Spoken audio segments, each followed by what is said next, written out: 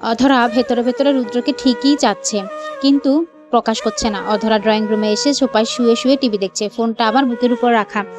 পাশে রুকাইয়া বসে রুমালে সুই সুতা দিয়ে ফুল তুলছেন। আর কেউ ড্রয়িং রুমে নেই। অধরা বুকের উপর থাকা ফোনটা টুং করে শব্দ হলো। হাতে নিয়ে দেখলো জুই মেসেজ দিয়েছে। অধরা, কি করছিস? কিচ্ছু না, তুই বসে আছিস। আচ্ছা শোন না, বল, আজ রাকিব নাকি তোর সাথে কথা বলতে চেয়েছিল, তুই নাকি আগেই চলে এসেছিস? সেটা নিয়ে আবার কি হয়েছে? তোকে বলেছে নাকি? আজকে মেসেজ দিয়ে বললো ও। ঠিক তখনই অধরার ফোনটা ছো মেরে নিয়ে নিল রুদ্র। অধরা উঠে ফোনটা নিতে হাত বাড়ালো। রুদ্র ফোনটা উপরে তুললো। অধরা বলল, আমার ফোন। ফোন দিন। দেব না। না, দিন না। রুদ্র 2 কদম পিছিয়ে গেল। এরপর সোফায় বসলো। অধরা রুকাইয়ার কাছে এসে বলল, বড় আম্মু, তোমার ছেলেকে ফোনটা দিতে বলো। রুকাইয়া রুদ্রের দিকে তাকিয়ে বলল, রুদ্র ফোনটা দিয়ে দে। রুদ্র কোনো উত্তর নেই। ও রয়েসে বসে অধরার ফোনটা স্ক্রল করতে শুরু করলো। অধরা আবারও নিতে গেলে রুদ্র শক্ত গলায় বলল, যদি আরেকবার ফোনটা নিতে চাস তাহলে একটা আছাড় দিয়ে ভেঙে ফেলবো। চুপচাপ বস। অধরা বিড়বিড় করে বকতে বকতে রুকাইয়ার কাছে গেল। রুদ্র প্রথমে গ্যালারিতে অধরার ছবি দেখতে গেল, কিন্তু সেখানে শুরুতে ওরই ছবি দেখতে পেল। বেশ অবাক হলো বই কি, সাথে রুদ্র যে স্টোরিটা দিয়েছিল সেটাও স্ক্রিনশট দেওয়া। রুদ্র মুচকি হেসে স্ক্রল করে নিচে নামতে নামতে অধরা ছবিগুলো দেখলো। সেখানে আবার থেকে থেকে রুদ্রের ছবিও আছে, সেগুলো 2-1 বছরের পুরনো। এদিকে অধরা হাত কসলাতে কসলাতে রুকাইয়াকে বলল, বড় আম্মু, ফোনটা দিতে বলো না। ও দিচ্ছে না তো, একটু বসে থাক, দিয়ে দিবে। অধরা বসতে চেয়েও পারলো না, কেমন একটা রাগ হচ্ছে। কেউ কি ফোন এভাবে নেয়? ফোন ধরতে রুদ্র কি জানে না কারো অনুমতি ছাড়া ফোন ধরতে নেই? পার্সোনাল কিছু তো থাকতে পারে। ওর বড় আম্মুকে বলেও লাভ হচ্ছে না। অধরা গাল ফুলিয়ে দাঁড়িয়ে রইল। আদ্র সিঁড়ি দিয়ে নামলো, এসে অধরার পাশে সোফায় বসলো। অধরার রাগে ফুসতে ফুসতে আদ্র চুল টান দিল।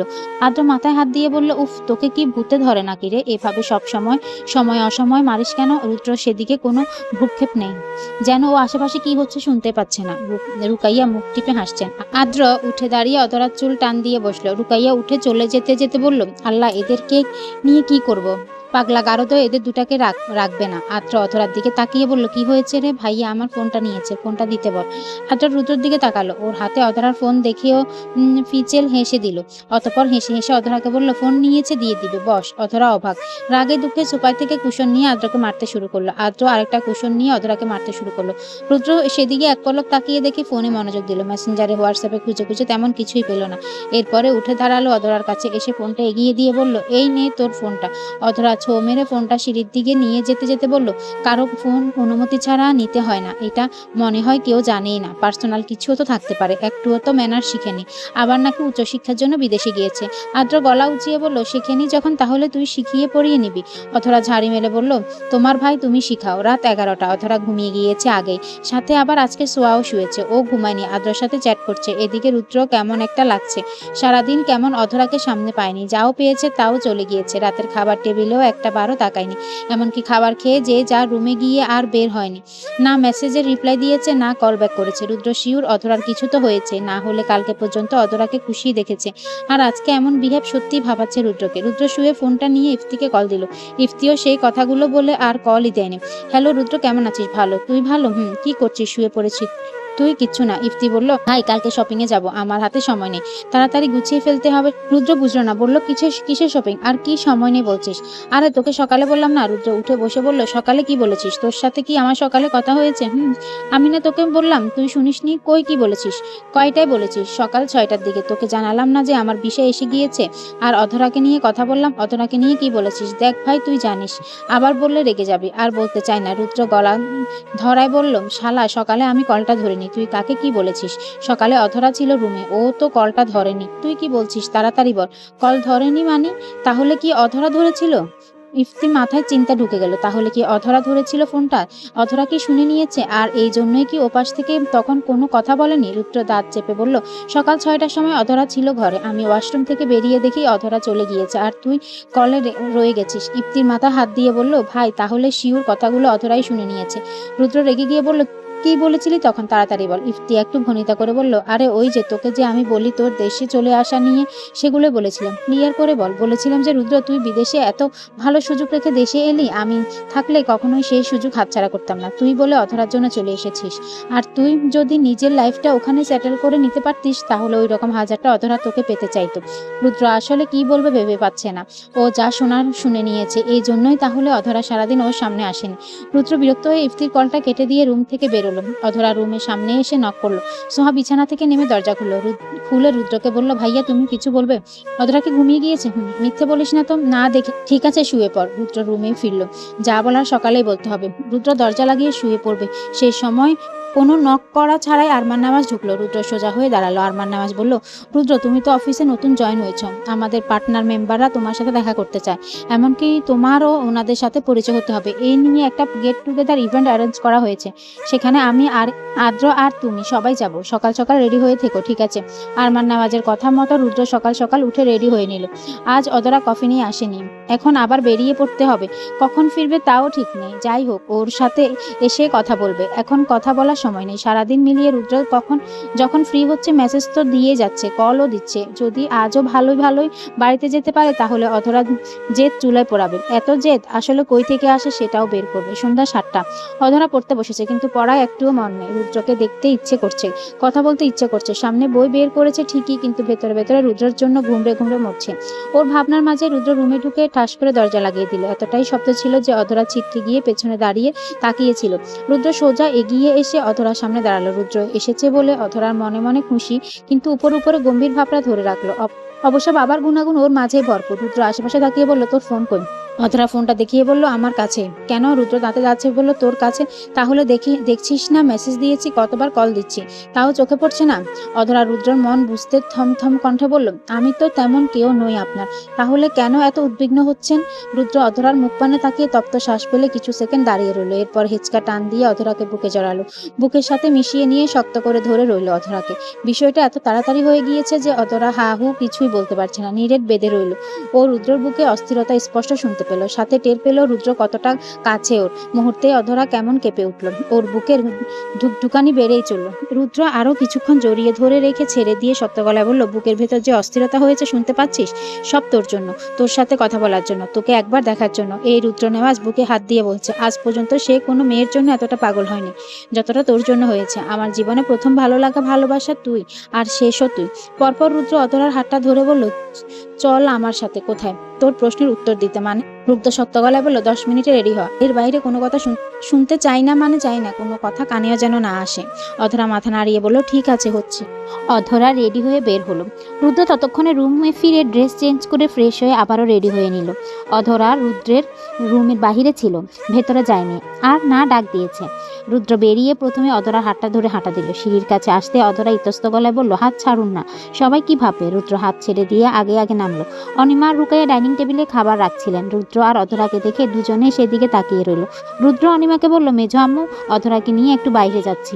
অনিমা প্রশ্ন করলো না।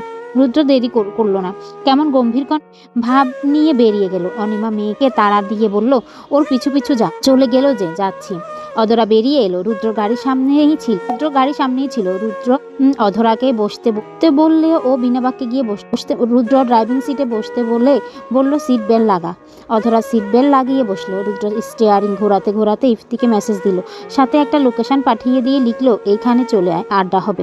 অধরা চুপচাপ রয়েছে। রুদ্র ফোনটা ডেস্কে শব্দ করে রেখে রেগে অধরাকে বলল, ইফতি যে ওই কথা বলেছে আমাকে বলিসনি কেন? অধরা ছোট ছোট চোখ করে বলল, কি কথা বলেছে? রুদ্র তপ্ত শ্বাস ছেড়ে বলল, বাপ যেমন তার মেয়েও তেমন, প্রকাশ করবে না। বাপ নিয়ে কথা বলতে না করছি না আপনাকে, হাজারবার বলবো। তোর কি? গাড়ি থামান, আমি যাব না, আপনি একাই যান। রুদ্র নরম হলো, রেগে যাওয়া যাবে না। এই অধরার সাথে যত রেগে কথা বলবে অধরা ততই রেগে যাবে। রুদ্র দেখছে অধরাকে নরমভাবে বললেই ও শোনে, তাই স্বাভাবিক হয়ে মোলায়েম কণ্ঠে বলল, তুই আমার রাগিয়ে দিস কেন বলতো? বারবার তোর সামনে রেগে যেতে চাই না, সেই তুই ঘুরিয়ে ফিরিয়ে রাগিয়ে দিস। আর যাই হোক, তোর উপর রাগ দেখালে ভালো লাগে না। অধরা মুখ ভেঙচি দিয়ে জানালার দিকে তাকিয়ে রইল। মিনিট দুয়েক চুপচাপ থেকে নিজেকে বলল, ইফতি সেদিন কি বলেছে তা কি আপনি জানেন না তো? আর আমি বলতেও চাই না। ও যা বলেছেই, সেটা নিয়ে আর কোনো কথা বলতে চাই না। কেন, কি এমন বলেছে যে বলতে চাস না? কিছুই বলেনি। থাক, বাদ দিন। এখন কোথায় যাচ্ছি আমরা? ইফতির সাথে কথা বলতে। থাক না, অন্য কোথাও চলুন। অধরা রুদ্রের দিকে এগিয়ে এসে কড়া কণ্ঠে বলল, অন্য কোথাও যাবেন না? রুদ্র মাথা নাড়িয়ে বলল, না। অধরা চোখ পাকিয়ে তাকিয়ে বলল, আবার বলছি যাবেন না? রুদ্র ঢোক গিলে বলল, ওভাবে তাকানোর কি আছে, ভালো করে বললেই তো হয়। চল অন্য কোথাও যাই। কোথায় যাবি তাহলে? অধরা বাচ্চাদের মতো হেসে বলল, আপনি যেখানে নিয়ে যাবেন সেখানেই যাব। রুদ্র বিড়বিড় করে বলল, শুধুই কি বলি, বাপ এক আতঙ্ক আর মেয়ে আরো বড় আতঙ্ক। অধরা শুনতে পেয়ে ফিসলে হেসে বলল, কিছু বললেন কি? রুদ্র হাসার চেষ্টা করে বলল, না রে, কি বলবো? বলছিলাম মেজো আব্বু খুব ভালো। এদিকে আরিফ নেওয়াজ রাতের খাবার খেতে নিচে নেমে এলেন। অনিমাকে বললেন অধরাকে ডেকে আনতে। অনিমা সোজা বলে দিলেন অধরাকে রুদ্র কোথাও একটা নিয়ে গিয়েছে। আরিফ নেওয়াজ গম্ভীর হয়ে বসে রইলেন কিছুক্ষণ। মেয়েকে ছাড়া খেয়েছেন নাকি? অনিমা বারবার করে খাবার খেতে বলায় রেগে খাবার খেয়ে রুমে চলে গেলেন। পরপর আরমান নেওয়াজ এলেন তার রুমে। দুজনে বসলেন সোফায়। আরমান নেওয়াজ বললেন, আরিফ, এখন রুদ্রকে দেখে কি বুঝতে পারছিস তোর মেয়েকে এবার বিয়ে দিবি তো? রুদ্র ভালোবাসে অধরাকে, ওর চালচলন দেখে প্রমাণিত হচ্ছে। আরিফ নেওয়াজ বললেন, ঠিক বলেছ, তাহলে এবার তো বিয়েটা নিয়ে এগিয়ে যাওয়া উচিত। আরিফ নেওয়াজ ভাবুক গলায় বলল, এখন যদি আমি বিয়েতে জোর দেই তাহলেই হবে। তবুও আমি চাইছি না ভাইজান, ওরা নিজেদের মতো করে নিজেদেরকে বুঝুক। এখন ওদের জোর করে বিয়ে দিলাম, এর দুদিন পরে যদি আবার মর্জি ধরে কথা না বলে, তার থেকে ওরা যখন নিজের মুখে স্বীকার করবে আমরা বিয়ে করব, তাহলেই। ভাইজান, আমার মনে হচ্ছে ওদের আরেকটু সময় দাও। বিয়ে তো ওরা করবেই, এটা তো শিওর, এতে তো কোনো সন্দেহ নেই। আমার মতে আরেকটু সময় দাও। ওরা নিজেরাই যখন নিজেদের বুঝে শুনে আমাদের কাছে এসে বলবে যে সম্পর্কটা নিয়ে আগানো উচিত, তাহলে আমরা তৎক্ষণাৎ এগোবো। আর সব তো আমাদের ঠিকই করা। ঠিকই বলেছিস, কথাটা আমি এভাবে তো ভেবেই দেখিনি। এদিকে ইফতি রুদ্র দেওয়ার লোকেশনে এসেছে। সেখানে রুদ্রকে না পেয়ে কল দিল। রুদ্র ডেস্কের উপর থেকে ফোনটা নিয়ে রিসিভ করে বলল, হ্যাঁ বল। কোথায় তুই? আমি এসে গিয়েছি, আমি বাড়ির দিকে যাচ্ছি। আজ আড্ডা দেওয়া হবে না রে? কেন? মাথাটা প্রচুর ধরেছে। ঠিক আছে, তাহলে বাড়ি ফিরে রেস্ট নে। রুদ্র ফোন রেখে অধরাকে বলল, চল কোথাও গিয়ে বসি। গাড়িতে আর কতক্ষণ বসে থাকবো? আমার খিদে পেয়েছে, সেই বিকেলে খেয়েছি, আর এখন রাত 9টা বাজে। আপনি সাথে করে নিয়ে এসেছেন ঠিকই, কিন্তু খাওয়ার কথা বলছেনই না। আমার আবার খিদে পেলে কিচ্ছু মাথায় ঢোকে না। গাড়ি থেকে নেমে চল ওই রেস্টুরেন্টে যাই, যা খেতে চাস ওখানেই খাবি চল। না, গাড়িতেই থাকবো, কিছু খাওয়ান তারপর যাব। ঠিক আছে, কি খাবি বল, এনে দিচ্ছি। অধরা দুপাতুর রয়ে শুয়ে পরে বলল, পেট যেন ভরে এমন কিছু নিয়ে আসুন। রুদ্র শয়তানি করে বলল, পানি খা, পেট ভরবে, গাড়িতে পানি আছে, খাবি? অধরা মুখ ভেঙচি দিয়ে বলল, আপনি খান, আমাকে কেন বলছেন? নিজে তো পেট ভরার সাথে মাথাও ঠান্ডা, বাড়িতে গিয়ে বলে দিব কিচ্ছু খাওয়ার নেই। রুদ্র হেসে বলল, আচ্ছা একটু বস, আমি নিয়ে আসছি। আরো ভালো হবে যদি বলে দিস কি খাব। আপনার যা ইচ্ছা তাই নিয়ে আসেন। ওকে। 15-20 মিনিট চলে যাওয়ার পরে রুদ্র অধরার সিটে জানালা দিয়ে একে একে ফুচকা, ঝালমুড়ি প্লেট দিল, সাথে পানির বোতল, কোল্ড ড্রিঙ্কস আর 2টা চিপসের প্যাকেট। অধরা সেগুলো নিয়ে ডেস্কে রেখে খেতে শুরু করলো। রুদ্র বাহিরে দাঁড়িয়েছিল। অধরা ডেকে বলল, আপনি খাবেন না? আমার এসব পছন্দ না, তুই খা। অধরা একে একে সব খাবারই খেলো। অবশ্য ভালোই খিদে লেগেছিল, পেট তো বলল। এখন একটা ঘুম দিতে পারলে এক ঘুমে সকাল হতো বইকি। কথাটা ভাবতে ভাবতে গাড়ি থেকে নামলো। রুদ্র ততক্ষণে ফুচকা আর ঝালমুড়ি প্লেট 2টো স্টলে দিয়ে এলো। অধরা গাড়িতে হেলান দিয়ে দাঁড়িয়েছিল। এর 2 কদম দূরে রুদ্র ফোন নিয়ে দাঁড়িয়েছিল। আবার পাশ দিয়ে যাচ্ছিল 2টো মেয়ে। কয়েক কদম এগিয়ে গিয়ে মেয়ে দুটো আবার ফিরে এসে ওদের কাছে দাঁড়ালো। অধরা খুঁটিয়ে খুঁটিয়ে দেখতে লাগলো ওদের। মেয়ে দুটো রুদ্রকে দেখে কিছু বলছে আর হাসছে। অধরা গা পিত্তি কেমন জ্বলে উঠল। ও রুদ্রকে বলল, চলুন অন্য কোথাও যাই। কেন, এখানে কি হলো? বলতে বলতে মেয়ে দুটো এগিয়ে এসে রুদ্রের সামনে দাঁড়ালো। একটি মেয়ে অধরাকে দেখিয়ে রুদ্রকে বলল, ভাইয়া, উনি কি আপনার বোন? রুদ্র কপাল কুঁচকে নিয়ে প্রশ্ন করলো, কেন? মেয়েটি বলল, ওই মেয়েকে দেখে বোনই মনে হচ্ছে। আর ভাইয়া, আপনি খুব হ্যান্ডসাম। অধরার আগে বুদবুদ হয়ে দাঁড়িয়ে রইল। রুদ্র অধরার দিকে তাকিয়ে পিছলে হেসে মেয়েটাকে বলল, ওসব বড় বিষয় না, বড় বিষয় হলো আপনি কি বলতে এসেছেন। মেয়েটা হেসে বলল, ভাইয়া, আপনাকে প্রথম থেকেই ভালো লেগে গিয়েছে। আমরা কি কন্ট্যাক্ট ফোনে কথা বলতে পারি? কথা হলো আবার প্রেমও হলো। অধরা দাঁতে দাঁত চেপে গাড়িতে উঠে শব্দ করে দরজা লাগালো। রুদ্র তৎক্ষণাৎ মেয়েটার গালে ঠাস করে একটা থাপ্পড় বসালো আর শক্ত গলায় বলল, বেয়াদব মেয়ে, ম্যানার শিখনি? রাস্তায় ছেলে দেখলে কথা বলতে ইচ্ছে করে? ফ্লার্ট করতে ইচ্ছে করে? তোমার বাবা মায়ের নাম্বার দাও। আশপাশ থেকে কয়েকজন ছেলে এগিয়ে এসে দেখলো মেয়ে দুটাকে। রুদ্র ধমক দিয়ে বলল, কি হলো, গার্ডিয়ানের নাম্বার চাইছি না? কেমন মেয়ে তোমরা? ছেলেদের ওপেন প্লেসে এসে বলো পছন্দ হয়েছে, প্রেম করবে, আর ছেলেরা কিছু বলতে গেলেই খারাপ হয়ে যায়, তাই না? সব ছেলেকে এক ভাবো যে তারা প্রেম করার জন্য এক পায়ে রাজি হয়ে থাকে, তাই না? শোনো, সব ছেলে এক হয় না। কিছু ছেলে তাদের নির্দিষ্ট একটা প্রিয় মানুষের কাছে আবদ্ধ থাকে। সামনে দিয়ে 1000 গুণ বেশি সুন্দরী মেয়ে বা বিশ্ব সুন্দরী ঘুরলেও তাদের চোখে পড়ে না। আর ফার্দার যদি দুটোকে এই এরিয়াতে দেখেছি, সোজা জেলে ঢুকিয়ে দিব। এখনো আমায় চিনোনি। পাশে থেকে 2টো ছেলে রুদ্রকে একই কথা বলল। হ্যাঁ ভাই, ঠিক বলেছেন, সব ছেলেই তো আর এক হয় না, ওদের জেলে দেওয়া উচিত। অধরা রুদ্রের দিকে তাকিয়ে অবাক কণ্ঠে বলল, রুদ্র নওয়াজ ইজ রকড। অধরা নওয়াজ শকড। রুদ্র গাড়িতে উঠে বসলো। অধরা বলল, ওভাবে অপমান করলেন কেন? ঠিকই করেছি। রুদ্র পরপর শক্ত কণ্ঠে বলল, এখন বাড়ি ফিরে যাচ্ছি, তুই বাড়িতে ফিরে আমার সাথে কথা বলতে আসবি। এখন বলুন। এখন মুড নেই, বাড়িতে গিয়ে বলবো। ঠিক আছে সোহা। এই সোহা, শোন না, কি বলো? দরজাটা একটু খোল। এত রাতে দরজা খুলবো? মাত্র 11টা বাজে। খোল, কেউ দেখলে।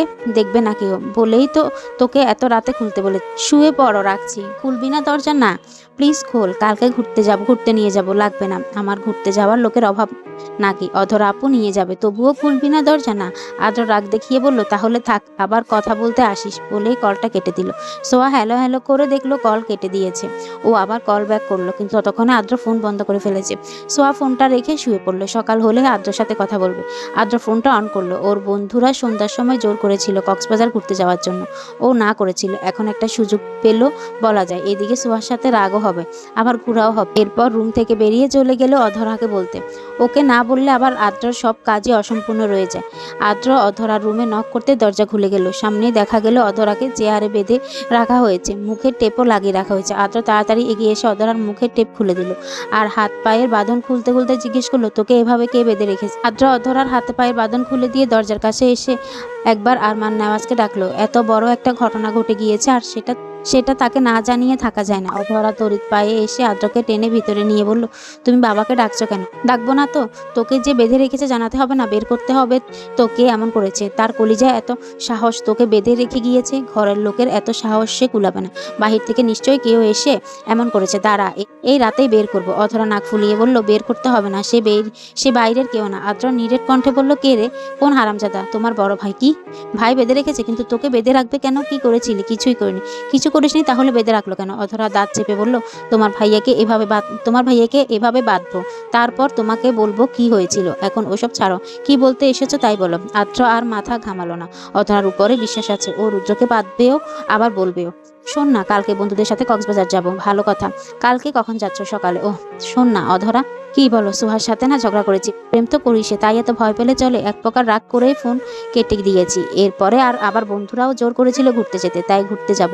3 দিন পরেই ফিরে আসবো, ভার্সিটি আছে। আর এইদিকে সুহা বুঝবে, ওর সাথে রাগ করে চলে গিয়েছি। ভালো আইডিয়া তো। তুই একটু সাপোর্ট করবি, তাহলেই হবে। কি করতে হবে বলো? সকালে উঠে এমন ভাব করবি যেন তুই আমার ঘুরতে যাওয়ার ব্যাপারে কিছুই জানিস না। আর ওই বলটাকে একটু বোঝাস, না হলে যখন বাড়িতে জানাবো তখন দেখবি ওকে পাওয়াই যাবে না। আমার ভাই ধৈর্য নেই, কবে দেখিস ঠাস করে বলেই দিই আমাদের কথা। আর তোকে যা বললাম মাথায় রাখিস, ঠিক আছে? এদিকে আরিফ নেওয়াজের মনে হলো কেউ ডাকলো তাকে। অনিমা ঘুমিয়ে গিয়েছে। তিনি অনিমার দিকে তাকিয়ে বিছানা থেকে নেমে চলে এলো বাহিরে। এরপরে সোজা হাঁটা দিল। সামনে এসে আদ্র দাঁড়ালো। তিনি বললেন, আদ্র তুমি কি ডাক দিয়েছিলে? কেন যেন মনে হলো। হ্যাঁ মেজো আপু, ডেকেছি। কিছু হয়েছে? আদ্র মাথা নাড়িয়ে বলল, না, ওই আসলে অধরা মারতে চেয়েছিল, তাই জোরে তোমাকে ডেকেছি। ওহ। আরিফ নেওয়া চলে গেল। আদ্র হাঁপ ছেড়ে রুমে এসে জামা কাপড় গোছানো শুরু করলো। গোছগাছ শেষ হলে কল দিল ওর বাবাকে। অবশ্য শয়তানি করেই দিয়েছে। আরমান নেওয়াজ মাত্র ঘুমিয়েছে। ফোনের কড়া রিংটোনে কাঁচা ঘুম ভাঙলো। ফোনটা হাতে নিয়ে যখন দেখলো আদ্র, তখন ফোনটা ধরলেন। হ্যালো বাবা। বলো। বাবা, তোমাকে ভেঙেই বলি, বন্ধুরা 3-4 দিন ধরে প্ল্যান করছিল কক্সবাজার ঘুরতে যাবে। আমি নাই করে এসেছি, কিন্তু এখন ইচ্ছে হলো যাব, তাই ওদেরকে বলেছি যাব ওদের সাথে। ভালো তো। কখন যাচ্ছ? সকালেই বেরিয়ে যাব। সকালেই? তাই তো এখন বললাম। ঠিক আছে যাও, থ্যাংক ইউ। এখন ঘুমাও তাহলে। ডিস্টার্ব করার জন্য সরি। সমস্যা নেই। সকাল 8টা। অতরা ঘুম থেকে উঠে ফ্রেশ হয়ে নিচে এলো। শুক্রবার থাকায় এত দেরিতে ওঠা, আর রাতে ঘুমিয়েছিল দেরি করে। সোহা এই সকালে সারা বাড়িতে 2-3 বার টহল দিয়ে এসেছে, আদ্রকে পায়নি। অধরা খাবার টেবিলে বসে সোহাকে ডেকে বলল, খেয়েছিস সোহা? আয় খেয়ে নে। সোহা এসে অধরার পাশে বসলো। খেতে খেতে সোহা অনিমাকে জিজ্ঞেস করলো, মেজো আম্মু, আদ্র ভাই খেয়েছে? ও তো বাড়িতেই নেই। অধরা জিজ্ঞেস করলো, অফিসে চলে গিয়েছে? আজ তো অফিস বন্ধ। অনিমা বলল, ঘুরতে গিয়েছে। অধরা অবাক হওয়ার ভান করে বলল, কি বলছো? এত সকালে কই যাবে ঘুরতে? কক্সবাজার চলে গিয়েছে। সোহা কপাল কুঁচকে বলল, মজা করছো মনি? মজা করবো কেন, সকালে বেরিয়ে গিয়েছে। অধরা বলল, হুট করে চলে গেল, একবারও বলেও গেল না। এটা তো মানা যাচ্ছে না। রুদ্র নিচে নেমে অধরার পাশে এসে বসলো। অধরা রুদ্রের দিকে তাকিয়ে আগে মুখ ফিরিয়ে নিল। মনে মনে হাজারটা গালি দিতে শুরু করলো। অনিমা রুদ্রকে খাবার বেড়ে দিয়ে উপরে চলে গেল, আর অধরাকে বলে গেল রুদ্রের কি লাগে দেখেন দিতে। রুদ্র আশেপাশে তাকিয়ে অধরার কানের কাছে এসে বলল, আদ্র তোকে বলে যাবে না এটা হতে পারে না, নিশ্চয়ই বলে গিয়েছে। আর ওই হয়তো তোকে রাতেই ছাড়ে দিয়েছে। অধরা রুদ্রের পায়ে পাড়া দিল। রুদ্র পায়ে পাড়া দিল। অধরা ব্যথা পেল, কিন্তু প্রকাশ করতে ব্যর্থ হলো। অধরা রাতেই ভেবে রেখেছিল রুদ্রকেও বেঁধে রাখবে। কিভাবে কি করবে তাও ঠিক করে রেখেছে। আজকে সন্ধ্যায় পড়তে যাবে, ঠিক তখনই বেঁধে রেখে আসবে। ঠিক করলো, সারাদিন রুদ্রর সাথে আর কোনো ঝগড়া করা যাবে না। সন্ধ্যায় আসল ঝগড়া হবে। অধরা জোহর নামাজ পড়ে খাবার খেয়ে শুয়েছিল। সোহা এলো মনমরা হয়ে। বুঝতে তো পারছে আদ্র ওর সাথে রাগ করে গিয়েছে। সোহা অধরার পাশে শুয়ে বলল, আপু, আদ্র ভাইয়ার সাথে কথা হয়েছে তোমার? না রে। ওহ, ভালো লাগছে না কেন? তুই ফোন দিয়ে কথা বল। ভাইয়া রাগ করেছে আমার উপর। ওহ, আমার উপর রাগ করেই চলে গিয়েছে? তোর উপর রাগ করবে কেন? ও গিয়েছে ঘুরতে, ফিরবে কবে আপু? গিয়েছে কক্সবাজার, একদিনে তো আর ফিরে আসবে না, 3-4 দিন তো দেরি হবেই। আমি থাকবো কি করে? যেভাবে থাকি সেভাবেই থাকবি। জানো আপু, সামনের সপ্তাহে আব্বু আম্মু আসবে। সত্যি ছোট্টমণি আসবে? সন্ধ্যায় অধরা সোহাকে সাথে নিয়ে রুদ্রর ঘরে এলো পড়তে, কিন্তু অধরার মনের উদ্দেশ্য আরেকটা। রুদ্র সোফায় শুয়ে হেডফোনে গান শুনছিল। তার মধ্যে অধরা গিয়ে যখন বলল পড়বে, তখন ধপ করে উঠে বসে ওদের বসতে বলল। আজ এখানেই পড়াবে। সোহা শুরুতেই আইসিটি বই বের করলো। ফার্স্ট ইয়ারে উঠে ওর আইসিটি বইটাকে জম মনে হয়। ওর আবার অধরার মতো মাথার ব্রেন ভালো না, কোনো রকম চলে আর কি। সোহা বইটা এগিয়ে দিয়ে রুদ্রকে বলল, ভাইয়া এই মৌলিক গেটগুলো, তারপর নর গেট, এই যে এগুলো একটু বুঝিয়ে দাও, না হলে ভুলে যাব। রুদ্র অধরার দিকে তাকিয়ে আবার সোহার দিকে তাকিয়ে হেয়ালি কণ্ঠে বলল, এদিকে বিয়ের গেট সাজিয়েও সাজাতে পারছি না, আর তোর মৌলিক গেট। সোহা হেসে অধরার দিকে তাকালো। অধরা রুদ্রের দিকে তাকাতে ও টেডি স্মাইল দিয়ে বলল, পর। অধরা চোখ পাকিয়ে তাকিয়ে বাহিরে বইয়ে মনোযোগ দিল। মিনিট 2 যেতে না যেতে রুদ্র হাতটা অধরার দিকে বাড়িয়ে দিয়ে বলল, আমার হাতের উপর হাতটা রাখতো, একটা ছবি তুলি। অধরা হাত রাখতে রুদ্র টুস করে একটা ছবি অধরা এরপরে পড়ায় মন দিল। আবার থেকে আর চোখে রুদ্রের দিকে তাকাচ্ছিল। রুদ্র সেই মুহূর্তে ফেসবুকে ঢুকলো। মাত্র যে অধরার আর ওর হাতের একটা ছবি তুললো, সেটা স্টোরি দিল। পাশেই লিখে দিল, তুমি রাখলে তোমায় অসম্ভব সুন্দর লাগে। সাথে আবার একটা হিন্দি গানও সেট করলো। পড়াশোনা শেষ হয়ে গেলে অধরা সোহাকে বল, সোহা তুই যা, আমি আসছি, ভাইয়ার সাথে একটু কথা বলবো। সোহা চলে গেল। রুদ্র সোফায় হেলান দিয়ে বসে বলল, বাহ, আজকে নিজেই কথা বলতে চাইছিস? কালকে বলতে চাইলি না বলেই তো বেঁধে রেখে এলাম। যাক, শিক্ষা হয়েছে তো, কি বলবি? ব্যালকনিতে চলুন, সেখানে বলি। রুদ্র অনেক আশা নিয়ে তাড়াহুড়ো করে ব্যালকনিতে গেল। বলা তো যায় না, আবার যদি ভালোবাসার কথা বলে। অধরাও ব্যালকনিতে এসে রুদ্র মুখোমুখি বসে বলল, একটা সারপ্রাইজ দিব, চোখটা বন্ধ করবে। রুদ্র চোখ বন্ধ করলো। অধরা চট করে উঠে গলা থেকে ওড়না নিয়ে রুদ্রকে বাঁধতে যাবে, ঠিক তখনই রুদ্র হ্যাঁচকা টান মেরে অধরাকে কোলে বসিয়ে নিল আর শক্ত করে ধরে রইল। আর শক্ত গলায় বলল, নাড়াছাড়া করবি তো চিৎকার করে জানাবো তুই চুমু দিতে এসেছিলি। অধরা নাক মুখ কুচকে নিয়ে বলল, ছি, ছাড়ুন, আমি চিৎকার করে বলবো। কর, তবে প্রমিস, আমি যা বললাম তাই বলে দিব। আর তুই এখান থেকে উঠতে পারলে তো। ধরলাম চিৎকার করলি, সবাই এলো, আর এসে কি দেখতে পাবে? তুই আমার কোলে, আমরা কতটা রোমান্টিক সবাই দেখবে। কথাটা বলে রুদ্র তাচ্ছিল্যে হেসে উঠল। অধরা ঘাবড়ে গিয়ে বলল, আমি ভালোবাসি না আপনাকে। রুদ্র হেসে হেসে বলল, আমি কি সারা জীবন তোর প্রেমিক হওয়ারই বায়না ধরবো? তুই ভালো নাই বাসতে পারিস আমায়, এতে কিছু যায় আসে না। ভালোবাসাবাসি বাদ, সংসার শুরু করব আমরা। অধরা ঢোক গিলে বলল, ছেড়ে দিন আমাকে, এভাবে কেমন অস্বস্তি লাগছে। রুদ্র বাঁকা হেসে বলল, অস্বস্তি না লাগলে অভ্যাস হবে কি করে বলতো? অধরা আশপাশ শুরু করে দিল। রুদ্র কতটা কাছাকাছি রয়েছে, অস্বস্তি তো হচ্ছেই। আবার রুদ্র বলছে অস্বস্তি না লাগলে অভ্যাস হবে কি করে। রুদ্র বাঁকা হেসে বলল, তোকে এখন একটা চুমু খাই। অধরা প্রায় কাঁদো কাঁদো মুখ করে বলল, আর এরকম করব না, ছেড়ে দিন। কথা সেটা না, আমি চুমুর কথা বলছি।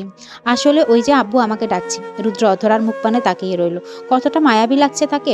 আর জোর করে ভালোবাসা নেওয়ার থেকে একটু অপেক্ষা করা মন্দ নয়। রুদ্র অধরাকে ছেড়ে দিল। অধরা উঠে দাঁড়িয়ে ওড়নাটা পেঁচিয়ে রুমে পা দিবে, ঠিক তখন রুদ্র উঠে দাঁড়িয়ে নীরব কণ্ঠে বলল, এমন তো নয় যে ভালোবাসিস না। তাহলে ভালোবাসি বলতে কিসের সমস্যা তোর? জানিস, অপেক্ষা করা আমার ভালো লাগছে না। অধরা দাঁড়িয়ে গেল। হালকা পেছন ফিরে গম্ভীর কণ্ঠে বলল, 1 মাসই তো হয়নি এসেছেন, ভালোই না হয় এখানে এসেই বেসেছেন। কতদিনই বার হয়েছে। আর আমি যে। তুই কি থামলি কেন বল? কিচ্ছু না, আসছি। রুদ্র পুনরায় বসে মুচকি হাসল। আমার নামে তুই কবুল বলেছিস, এখনো আমারই বউ। তোকে আবারও কবুল বলাতে একটু বেহায়া নিজেকে হতেই হবে। তাহলেই শুরু হোক। অধরা ঘুমিয়ে পড়ার আগে ফোনে একটা নাটক দেখছিল। সোহাও পাশে শুয়ে দেখছে। আদ্র কল দিল সোহার ফোনে। সোহা সেদিকে মনোযোগী হয়ে কলটা রিসিভ করে বলল, কতবার তোমাকে কল দিয়েছি, এখন ব্যাক করার সময় পেলে? ঘুরতে এসেছি, তাই ফোনের প্রতি খেয়াল নেই। এই রাতে বেলা ঘুরতে গিয়েছিলে? কোনো মেয়ে কি আশেপাশে ছিল? আদ্র রেগে গিয়ে বলল, তোর মাথায় ভালো চিন্তা আসে না না? এরপরে আর কল দিবি না বলে আদ্র কল কেটে দিল। কই ভেবেছিল সোহার সাথে ভালো করে কথা বলবে, কিন্তু এমন এমন কথা বলে মাথায় রাগ উঠে যায়। সোহা এখন বুঝতে পারছে কথাটা বলা ঠিক হয়নি, কিন্তু ওই বা কি করবে, সারাদিন কথা বলেনি, দেখেনি, মনে সন্দেহ আসতেই পারে, তাই বকবে। সোহা অধরাকে বলল, আপু, আদ্র ভাইকে একটু কল দাও না, তোর ফোন দিয়ে দে। ধরছে না। তোমার ফোন দিয়ে কল দিলে ধরবে নিশ্চয়। অধরা কল দিল। প্রথম 2 বার ধরলো না, পরের বারেই ধরলো। অধরা কথা বলল না, সোহাকে দিয়ে দিল। ওদের মাঝে ওর কথা বলা ঠিকই হবে না। সোহাকে বলল ব্যালকনিতে গিয়ে কথা বলতে। ও উঠে ব্যালকনিতে গিয়ে আদ্রকে বলল, ভাইয়া, আই এম সরি, আর বলবো না এমন কথা, প্রমিস। তুমি কথা বলো, মনে রাখিস। এরপরে বললে, ওই ঝিলিককে বিয়ে করে নিব। না, আমি কোনোদিনই বলবো না। তুমি প্লিজ ফিরে এসো, ভালো লাগছে না আমার। আর আমি আর তোমার কথার অবাধ্য হব না, যা বলবে তাই করব। ঠিক আছে, রাখছি, ঘুমিয়ে পড় এখন। তার আগে বলো, তুমি রাগ করে নেই? আদ্র হালকা হেসে বলল, তোর উপর রাগ করে থাকতে পারি? রাগ করে নেই আমি, তুই ঘুমিয়ে পড়। ঠিক আছে, তাড়াতাড়ি ফিরে এসো। সোহা রুমে ফিরে মিটিমিটি হাসতে হাসতে ফোনটা অধরার দিকে এগিয়ে দিল। অধরা মুখ বাঁকিয়ে বলল, তোর ঢং দেখলে? ভাই কক্সবাজারে কি শুধু তোর প্রেমিকে ঘুরতে গিয়েছে? সেখানে কত হাজার হাজার মানুষ, মেয়ে তো থাকবে। আর জানিস না ওই রকম কথা পছন্দ করে না আদ্র ভাই। তোকে কতবার বুঝিয়েছি, আর এরপরে আমাকে যদি বলিস আদ্র ভাইকে বোঝাতে, তাহলে তোর খবর আছে। সোহা অধরাকে জড়িয়ে ধরে বলল, সরি আপু, ভুল হয়ে গিয়েছে, আর বলবো না, আমার লক্ষ্মী আপু তুমি। অধরা ফোনটা নিয়ে ফেসবুকে ঢুকলো। রুদ্র স্টোরিটা চোখের সামনে আসতে হতবাক। ক্যাপশনটা দেখে কি প্রতিক্রিয়া দেখাবে ভেবে পেল না। পরপর আর কয়েকবার স্টোরিটা দেখে লাভ রিয়েক্ট দিয়ে মুচকি হাসলো। সকাল সকাল অধরার ঘুম ভাঙতে আর মোড়া ভেঙে উঠে বসলো। সোহাও উঠে বসলো। অধরা বিছানা থেকে নেমে ওয়াশরুমে চলে গেল। সোহা চলে যাওয়ার আগে বিছানা গুছিয়ে রেখে চলে গেল। অধরা ওয়াশরুম থেকে বেরিয়ে বিছানা গোছানো দেখে হেসে বিড়বিড় করে বলল, পাগল একটা, বিছানা গোছাতে হবে কেন, আমি গুছিয়ে রাখতাম। অধরা মনটা আজ বেশ ফুরফুরে, মেজাজটাও ভালো। সোজা চলে গেল কিচেনে কফি বানাতে। প্রথম কাপ কফি নিয়ে এলো আরিফ নেওয়াজের জন্য। এরপরে আবার আরেক কাপ কফি নিয়ে গেল রুদ্রর জন্য। দুদিন ধরে অধরা কফি নিয়ে আসে না বলে রুদ্র আজকে আর অ্যালার্ম দিয়ে রাখেনি।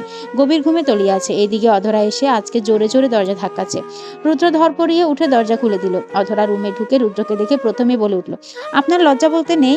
রাতে কেউ খালি গায়ে ঘুমায়? আমার অভ্যাস, এতে লজ্জার কি আছে? কি অবান্তর কথা বলছিস? তবুও আর শীতের দিনেও কি এভাবে ঘুমান? শীত লাগে না? রুদ্রর প্রতি উত্তর করলো না। এই নিয়ে উত্তর দেওয়ার বেকার। ও বললই যে অভ্যাস, তাও বলে শীত লাগে না। ও সোজা ওয়াশরুমে চলে গেল। আবার কি যেন মনে হলো, তাই দরজার সামনে এসে বলল, ওই শীতটা কোনোভাবে পার করেছি, গরিব মানুষ বুঝছিস তো। তবে এরপরে শীতে তো তুই আমার সাথে থাকবি, তোকে জড়িয়ে ধরেই থাকবো, তাহলে আর শীত লাগবে না। অধরা এগিয়ে এসে বলল,